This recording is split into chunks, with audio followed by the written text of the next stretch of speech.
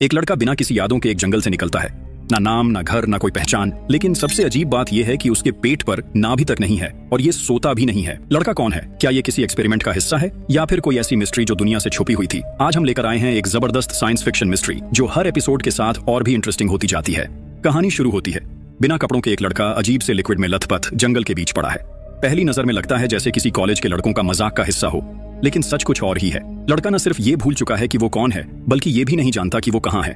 कुछ देर भटकने के बाद वो शहर की तरफ बढ़ता है, शायद वहां कोई उसकी मदद कर सके। लेकिन एक बड़ी दिक्कत है, वो बिल्कुल नंगा है। उसकी आंखों में हर चीज नई दिख रही है, जैसे सब कुछ पहली बार देख रहा हो। लोगों को हैरान करते हुए वो आगे बढ़ता है, लेकिन कुछ ही देर में पुलिस आ जाती है। उसे गिरफ्तार कर डिटेंशन सेंटर ले जाया जाता है, सड़क पर बिना कपड़ों के घूमने और लोगों को अश्लीलता दिखाने के जुर्म में। अब ना वो लड़का अपना नाम जानता है और ना ही पुलिस की बातें समझ पा रहा है। ऑफिसर्स उसका एक नाम रख देते हैं, काइल। काइल को मेडिकल चेकअप के लिए ले जाया जाता है। पूरी जांच के दौरान दो अजीब बातें सामने आती हैं। पहली, उसका शरीर एकदम परफेक्ट है, ना कोई झुर्री है और ना कोई पिंपल। दूसरी सबसे बड़ी बात, उसके पेट पर नाभि नहीं है। ये देखकर ड्यूटी पर मौजूद डॉक्टर भी चौंक जाता है। जब तक उसके टेस्ट रिपोर्ट्स आती हैं, काइल को डाइनिंग वहां वो दूसरे लड़कों को खाते हुए देखता है और उनकी नकल करने की कोशिश करता है, जैसे उसे खाने के बारे में कुछ भी नहीं पता। वो एक लड़के की नकल करता है, लेकिन इससे वो लड़का गुस्सा हो जाता है। उसे लगता है कि काइल उसका मजाक उड़ा रहा है। गुस्सा इतना बढ़ जाता है कि दोनों के बीच झगड़ा हो जाता है। बाद में जब सब लड़के यार्ड में होते हैं, वही लड़का काइल के मुंह पर जोर से मुक्का मार देता है। काइल गिर जाता है और कुछ ही देर बाद उसकी पैंट गीली हो जाती है। उसके अजीब बिहेवियर को देखकर गार्ड समझ नहीं पाते कि क्या करें। वो सेंटर की साइकाइट्रिस्ट निकोल को बुलाते हैं, जो काइल से सवाल करेगी और ये समझने की कोशिश करेगी कि उसके साथ आखिर हो क्या रहा है। वो एक अजीब लड़का है, लेकिन बिल्कुल मासूम। उसे ना दुनिया के तरीके पता है, ना लोगों के रीति रिवाज, लेकिन जो भी करता है उसमें एक नेचुरल टैलेंट दिखता है। निकोल उससे कुछ ड्रॉ करने के लिए कहती है और काइल जैसे कोई प्रिंटर एकदम परफेक्ट स्केच बना देता है। दो लोगों का जो उसने जंगल में देखा था, एक दूसरे के बहुत करीब। वो शायद लवर्स थे जो अकेले रहना चाहते थे। काइल का बिहेवियर बिल्कुल शांत है, कोई एग्रेशन नहीं दिख रहा। इसीलिए निकोल उसे अपने घर ले जाने का फैसला करती है, ताकि वहां कुछ और टेस्ट्स करके ये समझ सके कि उसके साथ आखिर क्या हुआ है। उसे शक है कि काइल किसी बड़े हादसे से गुजरा है, शायद इसी वजह से उसे कुछ भी याद नहीं। काइल का पास्ट एक बड़ी पहेली है, शायद उसका दिमाग पुरानी यादों को भूल चुका है। निकोल के घर पर काइल को देखकर लॉरी एकदम चौंक जाती है। वो नहाकर एक अनजाने लड़के को सामने देखकर घबरा जाती है। दोनों एक पल के लिए चुप रहते हैं। काइल तो जैसे किसी और दुनिया में ही खोया रहता है। लॉरी भी ज्यादा ध्यान नहीं देती, क्योंकि उसका मन अपने बॉयफ्रेंड से मिलने में लगा होता है। थोड़ी देर बाद काइल घर के बाहर जाता है। उसकी नजर एक तितली पर पड़ती है और वो बिना सोचे उसके पीछे चल पड़ता है। तभी उसे पड़ोस के घर से मधुर संगीत सुनाई देता है। जब वो अंदर जाता है तो एक लड़की अमांडा से मुलाकात होती है। अमांडा की मधुर संगीत सुनते ही काइल की आंखों से आंसू बहने लगते हैं। उसे समझ नहीं आता ये क्यों हो रहा है, पर वो अपनी जगह से हिल भी नहीं पाता। तभी अमांडा उसकी तरफ मुड़ती है और उसका डरा हुआ चेहरा देखकर काइल घबरा जाता है। वो तेजी से वापस भागता है और जाकर बाथरूम के बाथटब में छुप जाता है। इसी बीच लॉरी का भाई जॉश एक एडल्ट मैगजीन लेकर अंदर आता है। वो मजे से तस्वीरें देख रहा होता है, लेकिन उसे ये एहसास ही नहीं होता कि बाथटब में एक और आदमी छुपा बैठा है। जैसे ही जॉश की नजर काइल पर पड़ती है, वो जोर से चिल्लाता है और सीधा अपनी माँ के पास भाग जाता है। लेकिन भागने की जल्दी में वो मैगजीन वहीं छोड़ देता है। जॉश को डांटने के बाद निकोल को दरवाजे की घंटी सुनाई देती है। जब वो खोलती है तो सामने अमांडा की माँ कैरल खड़ी होती है, गुस्से से भरी हुई। उसे आज के हादसे का हिसाब लेना है। कैरल सुबह अपनी बेटी के साथ काइल को समझाने आई थी, लेकिन जब वो उससे कहती है कि सच बताए, तो अमांडा और काइल एक दूसरे को एक अजीब मोहब्बत भरी नजर से देखने लगते हैं। ताकि बात और न बढ़े, कैरल वहां से चली जाती है और अमांडा भी अपने कमरे में लौट जाती है। उसी रात जब स्टीफन वापस आता है तो निकोल उससे काइल से मिलवाती है और बताती है कि ये कुछ दिन यहाँ रुकने वाला है। रात के खाने के दौरान एक अजीब लेकिन हैरान करने वाली बात होती है। काइल पहली बार बोलता है, पर जो शब्द उसके मुंह से निकलते हैं वो काफी बदतमीजी से भरे होते हैं, बिल्कुल वैसे ही जो उसने डिटेंशन सेंटर के लड़कों से सुने थे। फिर बिना सोचे समझे वो वही बातें दोहराने लगता है जो लॉरी अपने बॉयफ्रेंड से फोन पर कह रही थी। पूरे घर में सन्नाटा। सबको एक झटका लगता है जब पता चलता है कि लॉरी अपने बॉयफ्रेंड के साथ भागने वाली थी, वो भी बिना माँ बाप की मर्जी के। निकोल के दोनों बच्चों का गुस्सा काइल पर अभी भी बरकरार था, लेकिन रात बिना किसी और हादसे के खत्म हो गई। अगली सुबह निकोल काइल को अपने ऑफिस ले जाती है ताकि उसकी काउंसलिंग जारी रख सके। जॉश भी मौका देखकर काइल को सवालों की एक लिस्ट दे देता है जो उसे स्कूल के लिए हल करनी थी। लेकिन जब काइल बिना किसी दिक्कत के सारे सवालों के सही जवाब दे देता है तो जॉश और निकोल दोनों हैरान रह जाते हैं। अब ये साफ हो जाता है कि काइल न तो बेवकूफ है और न ही उसकी समझ में कोई कमी है, बल्कि उसकी अजीब हरकतों के पीछे कोई और गहरा राज छुपा है। जब काइल का IQ टेस्ट का रिजल्ट आया तो सबके होश उड़ गए। उसका स्कोर 400 था। ये देखकर डॉक्टर्स ने और टेस्ट करने का फैसला किया। जब उन्होंने काइल का MRI स्कैन किया तो पता चला कि उसका दिमाग इंसानों से कई गुना ज्यादा डेवलप हो चुका है। उसकी ब्रेन एक्टिविटी इतनी तेज थी कि या तो वो एक एलियन हो सकता था या एक इंसानी रोबोट। रात को निकोल काइल को वापस घर ले आई और जॉश के साथ रूम शेयर करने को कहा। जॉश को ये बिल्कुल पसंद नहीं आया, लेकिन कंप्लेन करता तो उसका अपना पनिशमेंट और बढ़ जाता। रात के बीच जब सब सो रहे थे, काइल ने दरवाजा खुलते सुना। उसने देखा कि लॉरी चुपके से घर से निकल रही थी। क्यूरियस होकर काइल उसके पीछे चल पड़ा और देखा कि लॉरी एक पार्टी में पहुंच चुकी थी। वहाँ का माहौल देखकर काइल भी उसमें बह गया और जल्दी ही नशे में धुत हो गया। ज्यादा पीने की वजह से उसे उल्टी हो गई, लेकिन क्योंकि उसे शर्म का कोई एहसास नहीं था, वो बिना किसी फिक्र के पार्टी कंटिन्यू करता रहा। लेकिन तभी वहाँ पुलिस आ गई। एक ऑफिसर लॉरी को ले जाने की कोशिश करता है, लेकिन तभी काइल बीच में आ जाता है। उसका चेहरा अजीब सा हो जाता है और वो सांप जैसा आवाज निकालने लगता है। ये देखकर सब हंसने लगते हैं, लेकिन जब ऑफिसर उस पर हाथ डालने की कोशिश करता है तो काइल तुरंत हट जाता है। ऑफिसर गुस्से में अपना डंडा सबक सिखा सके, लेकिन काइल न सिर्फ उसके वार से बचता है बल्कि उसे ऐसे शर्मिंदा करता है कि सब जोर जोर से ताली बजाने लगते हैं। ऑफिसर बेइज्जती सह नहीं पाता और हार मानकर वहां से चला जाता है। उस रात काइल लॉरी को सेफली घर ले आता है। अगले दिन वो अपनी गलतियां सुधारने की कोशिश करता है और पूरी फैमिली का दिल जीतने लगता है। सबसे पहले वो स्टीफन का कंप्यूटर रिपेयर करता है और उसके वो इंपॉर्टेंट डॉक्यूमेंट्स वापस दिला देता है जो वो महीनों पहले खो चुका था। फिर वो जॉश का रूम साफ करता है और उसकी पसंद की एक नई मैगजीन भी ले आता है। इन छोटी छोटी चीजों से काइल ने धीरे धीरे पूरे घर का प्यार जीत लिया। निकोल ये देखकर सोचती है कि जब तक उसके पास्ट का राज नहीं खुलता तब तक वो उसे टेम्पोरेरीली अडॉप्ट कर सकती है। लेकिन एक अजीब बात ये थी कि काइल रातों को सोता नहीं था। उसका बिहेवियर और भी अजीब होने लगा। वो रातों को बिना नींद के कराटे प्रैक्टिस करता रहता, बिना किसी थकान के। और सबसे अजीब बात, जो भी चीज हाथ लगती बिना सोचे समझे खा लेता, चाहे वो कच्चा हो या पका हुआ। एक दिन जब काइल यार्ड में था, एक वैन वाला आदमी उस पर नजर रख रहा था। पहले तो काइल ने इग्नोर किया, लेकिन धीरे धीरे उसे हर जगह वही आदमी दिखने लगा। अब ये क्लियर हो चुका था, कोई उस पर नजर रखे हुए है। कुछ दिनों बाद निकोल काइल को एक डॉक्टर के पास ले गई, लेकिन जैसे ही डॉक्टर ने रिपोर्ट्स देखी वो हैरान रह गया। काइल का बॉडी बिल्कुल नया लग रहा था, जैसे उसने कभी कोई चोट भी ना खाई हो। उसके दांत भी एकदम नए थे, बिना किसी कैविटी या डैमेज के। और सबसे शॉकिंग बात, उसका ब्रेन एक्टिविटी एक नॉर्मल इंसान से कई गुना ज्यादा था। डॉक्टर के पास इसके लिए कोई एक्सप्लेनेशन नहीं थी। उस रात डॉक्टर्स ने काइल को नींद की गोली दी ताकि वो आराम से सो सके, लेकिन छुपा हुआ राज तब सामने आया। नींद की गोली खाने के बाद भी काइल पूरी रात जागता रहा। इस बार वो अपने कमरे में नहीं बल्कि यार्ड में था, बस आसमान के तारे देख रहा था। स्टीफन को लगा कि शायद काइल के पास एक्स्ट्रा एनर्जी है जो खर्च करनी चाहिए, इसलिए उसने डिसाइड किया कि वो काइल को रनिंग पर समय पर खुद एक रनर था और उसे यकीन था कि वो काइल को थका सकता है। लेकिन स्टीफन का आइडिया उल्टा पड़ गया। काइल किसी ओलंपिक एथलीट की तरह दौड़ रहा था और अंत में थकने वाला स्टीफन खुद था, काइल नहीं। थकान और गुस्से के मारे स्टीफन वापस घर जाता है और निकोल से बहस करने लगता है। स्टीफन ने कहा कि काइल इंसान नहीं है और उसे वापस उस जगह जाना चाहिए जहां से वो आया है। ये बातें काइल ने खुद सुनी, इससे उसका दिल टूट गया और वो बिना किसी को बताए घर से भाग गया। स्टीफन ने हर जगह उसे ढूंढने की कोशिश की, लेकिन काइल कहीं नहीं मिला। पुलिस को भी कॉल किया गया, लेकिन उन्होंने कहा कि जब तक 24 घंटे नहीं होते वो कुछ नहीं कर सकते। रात को निकोल को अपने बेड के पास वाली टेबल पर काइल के बनाए कुछ ड्राइंग्स मिली। उनमें एक जगह बनी थी जिसे निकोल पहचानती थी। बिना वक्त गवाए स्टीफन और निकोल टॉर्चेस लेकर वुड्स की तरफ निकल पड़े। आखिरकार उन्हें काइल वहीं मिल गया, वही जगह, वही तरीका, बस तारे देखते हुए खड़ा था, जैसे अपने घर को याद कर रहा हो।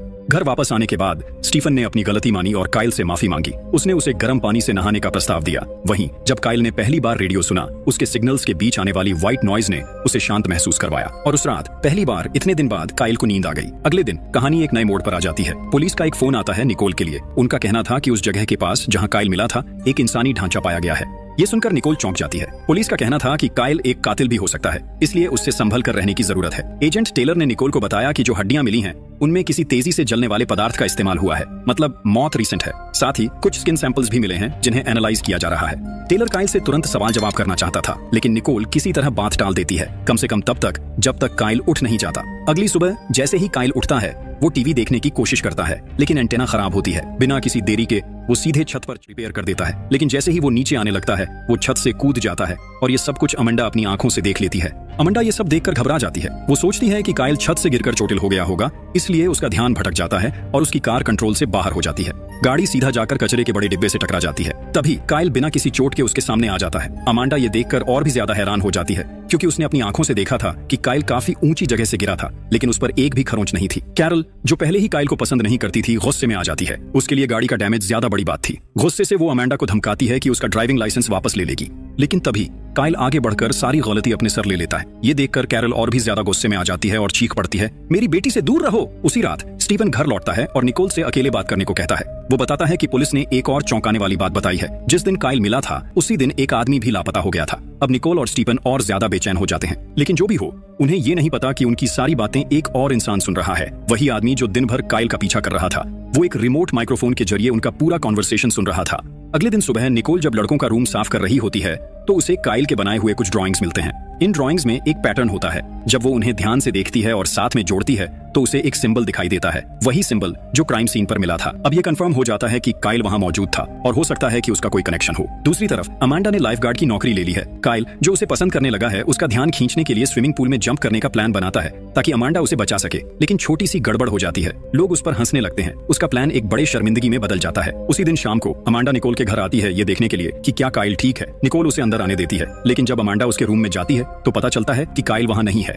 उसी वक्त अमांडा को काइल के सारे ड्राइंग्स दिख जाते हैं। ये देखकर उसे लगता है कि काइल उससे कुछ ज्यादा ही ऑब्सेस्ड है। लेकिन अगले दिन अमांडा फिर से काइल को पूल में देखती है। इस बार वो उससे मदद मांगता है ताकि वो स्विमिंग सीख सके।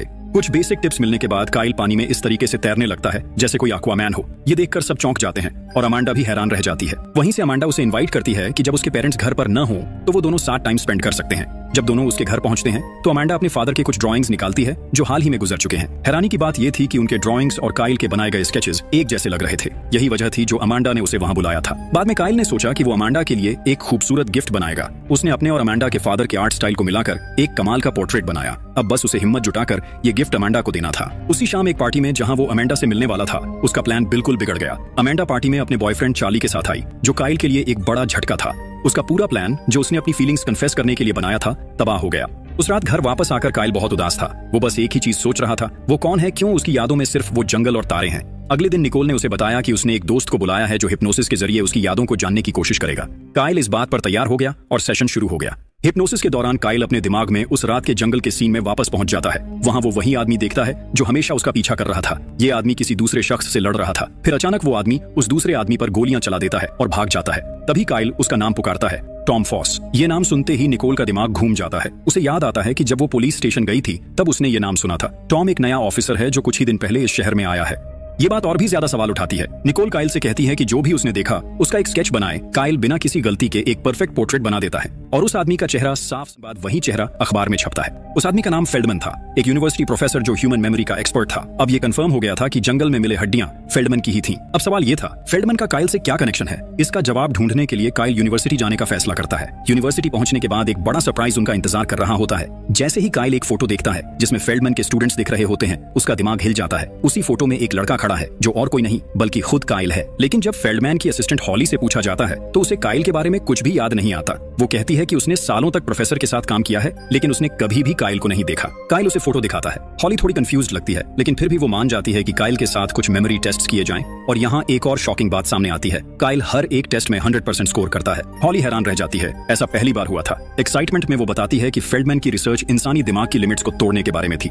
इंसान सिर्फ अपने दिमाग का 10% ही यूज करता है, लेकिन फेल्डमैन ये प्रूव करना चाहते थे कि अगर किसी तरह पूरा दिमाग एक्टिवेट किया जाए तो इंसान क्या कुछ नहीं कर सकता। और अब एक बात पक्की थी, काइल इस रिसर्च का जीता जागता सबूत था और हो सकता है कि इसी वजह से फेल्डमैन की जान ली गई हो। हॉली उन्हें फेल्डमैन की विडो के पास ले जाती है जो उन्हें उसके कुछ पुराने डॉक्यूमेंट्स देखने की परमिशन देती है। वहां काइल और लॉरी एक और चौंकाने वाली डिस्कवरी करते हैं, कुछ ड्राइंग्स जिनमें वही मिस्टीरियस सिंबल बना होता है जो क्राइम सीन पर मिला था। लेकिन इसके अलावा एक और बात उनका ध्यान खींच लेती है, कई जगह एक ही नंबर बार बार लिखा गया है। उन्हें लगता है कि ये कोऑर्डिनेट्स हो सकते हैं। ये जानने के लिए कि ये नंबर किस जगह को रिप्रेजेंट करते हैं वो इंटरनेट पर रिसर्च करना शुरू करते हैं। तभी स्टीफन का फोन आता है। वो चिंता में उनसे पूछता है कि वो लोग कहाँ हैं। लॉरी अपने फादर से रिक्वेस्ट करती है कि वो इन कोऑर्डिनेट्स की सच्चाई पता करें। कुछ मिनट्स बाद स्टीफन वापस कॉल करता है। जो उसने बताया उसने सबके होश उड़ा दिए। ये कोऑर्डिनेट्स एक गवर्नमेंट फैसिलिटी के हैं जो मिलिट्री के कंट्रोल में है। मतलब ये सिर्फ एक आम जगह नहीं बल्कि एक बहुत ही सीक्रेट और हेवीली गार्डेड फैसिलिटी है। इसका सच जानने के लिए फेल्डमैन के एक स्टूडेंट डेक की मदद से काइल फैसिलिटी के बिल्कुल किनारे तक पहुंच जाता है। वहां से काइल अकेला आगे बढ़ने का फैसला करता है। वो सिक्योरिटी फेंस के ऊपर से जंप करता है। एक मास्क पहना आदमी उस पर अटैक कर देता है, लेकिन यहाँ उसके रातों की कराटे प्रैक्टिस काम आती है। काइल अपना डिफेंस करता है और उस आदमी का मास्क उतार देता है। जो चेहरा सामने आता है वो उसके होश उड़ा देता है। ये वही आदमी है जिसे उसने पहले भी देखा था। काइल को याद आता है कि यही आदमी उस रात वहां था जब गोलियां चली थीं। लेकिन टॉम फॉस जो सबको एक आम आदमी लग रहा था, वो तो भरोसा रखो, टॉम फॉस कोई आम इंसान नहीं है। वो वार्न करता है, अगर काइल अपने पास्ट के बारे में ज्यादा जानने की कोशिश करेगा तो उसकी नए परिवार की जान खतरे में आ सकती है। हर कदम जो तुम सच्चाई जानने के लिए उठाओगे वो तुम्हारे अपनों के लिए मौत का बुलावा बन सकता है। जाने से पहले टॉम फॉस एक आखिरी वार्निंग देता है, अगर तुमने अपनी तलाश नहीं छोड़ी तो वो लोग तुम्हारे पूरे परिवार को खत्म कर देंगे। उस मोमेंट पर काइल डिसाइड करता है कि उसे टॉम की बात मान लेनी चाहिए। वो तुरंत वहां से भाग जाता है, अपनी तलाश को यहीं रोकने का फैसला करते हुए। लेकिन अब बहुत देर हो चुकी थी। गवर्नमेंट स्टेशन के कैमरास ने काइल को देख लिया था और एक एजेंट ने उसका जिक्र एक्स प्रोजेक्ट के नाम से किया। जैसे ही निकोल घर लौटी, उसने तुरंत काइल को हॉस्पिटल ले जाने का फैसला किया ताकि उसकी चोटों का इलाज हो सके। लेकिन हॉस्पिटल पहुंचते ही एक अनजान कपल वहां आता है जो दावा करता है कि वो काइल के असली माँ बाप हैं। वो लोग कहते हैं कि वो अपने बेटे को लेने आए हैं। उनके पास तस्वीरें, डॉक्यूमेंट्स और सबूत हैं जो ये साबित करते हैं कि वो सच में काइल के बायोलॉजिकल पेरेंट्स हैं। डीएनए टेस्ट भी कंफर्म करता है कि काइल उन्हीं का बेटा है। लेकिन काइल को कुछ सही नहीं लग रहा। वो निकोल और अपने नए परिवार को छोड़ने से इनकार कर देता है। उसी रात काइल टॉम फॉस के पास जाता है। वो उससे सच जानना चाहता है, ये लोग यहीं अभी क्यों आए? और सबसे बड़ा सवाल, क्या यही वो लोग हैं जिनके बारे में टॉम ने वार्न किया था? टॉम घुमा फिरा के बात नहीं करता। वो सीधा काइल को एक सच बताता है, हाँ, ये लोग वही हैं। ये लोग डीएनए एविडेंस को आसानी से मैनिपुलेट कर सकते हैं। पर टॉम ये भी कहता है कि अगर काइल सच्चाई जानना चाहता है तो उसे एक सुरक्षित जगह चलना होगा। लेकिन जैसे ही वो बात कर रहे होते हैं, एक तेज आवाज गन शॉट की सुनाई देती है। काइल तेज रिफ्लेक्सेस से गोली से बच जाता है, लेकिन वो सीधा टॉम के कंधे में लगती है। अब दोनों को तुरंत वहां से भागना होगा। एक स्नाइपर उन पर बार बार गोली चला रहा है। कहीं मुश्किल से बचते बचाते वो एक सुरक्षित जगह पहुंचते हैं। वहां टॉम फाइनली काइल को पूरी सच्चाई बताता है, लेकिन सस्पेंस बना कुछ भी नहीं पता चलता। अगली सुबह काइल वापस घर लौटता है। वो अपने सो कॉल्ड बायोलॉजिकल पेरेंट्स से मिलता है और कुछ अजीब कह देता है। वो कहता है, मुझे सब याद आ गया है। अब मुझे पता है कि तुम लोग सच बोल रहे हो। और सबको शॉक करते हुए वो कहता है कि वो उनके साथ घर जाने को तैयार है। काइल अपनी अडॉप्टिव फैमिली से अलविदा कहता है और अपने बायोलॉजिकल पेरेंट्स के साथ चला जाता है। लेकिन जल्द ही सच सामने आता है। ये लोग असल में एक्टर्स हैं जिन्हें टॉम ने हायर किया था। अब वो लोग एक सीक्रेट ऑपरेशन सेंटर की तरफ जा रहे हैं जहां काइल को पूरी सच्चाई पता चलने वाली है। वहां उसकी मुलाकात एडम से होती है जो एक बड़ा खुलासा करता है, तुम असल में एक क्लोन हो। काइल शॉक हो जाता है। एडम समझाता है कि प्रोफेसर फेल्डमैन ने एक ऐसी टेक्नोलॉजी डेवलप की थी जो इंसानों की कैपेबिलिटीज बढ़ाने के लिए थी, लेकिन उसने ये टेक्नोलॉजी गवर्नमेंट को बेच दी और इसी वजह से अब ये एक जंग बन चुकी है। फिर एडम एक और बड़ी सच्चाई बताता है, काइल उसी का क्लोन है। एडम एक बिलियनियर है जो हमेशा जिंदा रहने का तरीका ढूंढ रहा था और चाहता था कि ह्यूमैनिटी अपनी लिमिट्स को पार करे, लेकिन अब उसकी लड़ाई गवर्नमेंट के साथ हो रही है। और सबसे बड़ा झटका, काइल सिर्फ अकेला एक्सपेरिमेंट नहीं है। उसका फादर प्रोजेक्ट XX अभी गवर्नमेंट के कब्जे में है और उसका गैस स्टेशन स्टेज कंप्लीट होने वाला है। अब और भी ज्यादा परफेक्टेड क्लोन्स तैयार हो रहे हैं जो टेक्नोलॉजी पर कब्जा करने के लिए एक जंग शुरू करने वाले हैं। इस सब के बीच काइल को एक नए मिशन पर भेजा जा रहा है। अब वो एडम के ऑर्डर्स के नीचे एक टीम का लीडर बन चुका है और इसी के साथ ये पहला सीजन खत्म होता है।